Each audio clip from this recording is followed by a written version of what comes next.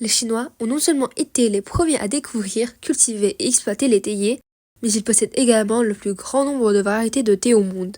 Les techniques et les fabrications du thé, ainsi que les habitudes de consommation dans le monde entier, ont été tous propagés depuis la Chine.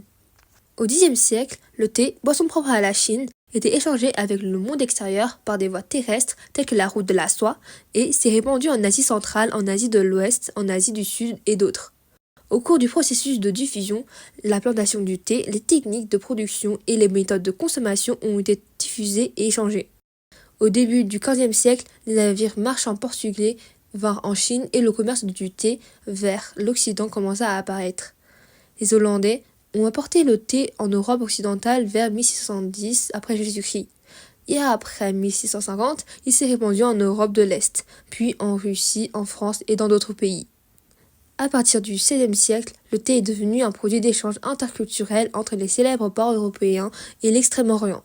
Les feuilles du thé sont les feuilles du théier, notamment le thé noir, le thé oolong, le thé vert et le thé blanc. Ils proviennent tous de la même plante. Il a été introduit en Amérique au XVIIe siècle.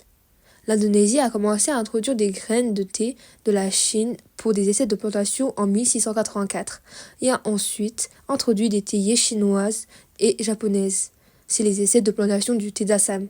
Après que les Britanniques eurent découvert des théiers sauvages présumés dans l'Assam, au nord-est de l'Inde, dans les années 1830, certains ont émis l'hypothèse que l'Assam en Inde était à l'origine des théiers. En même temps, l'art du thé est devenu un élément important des échanges culturels entre la Chine et les pays étrangers.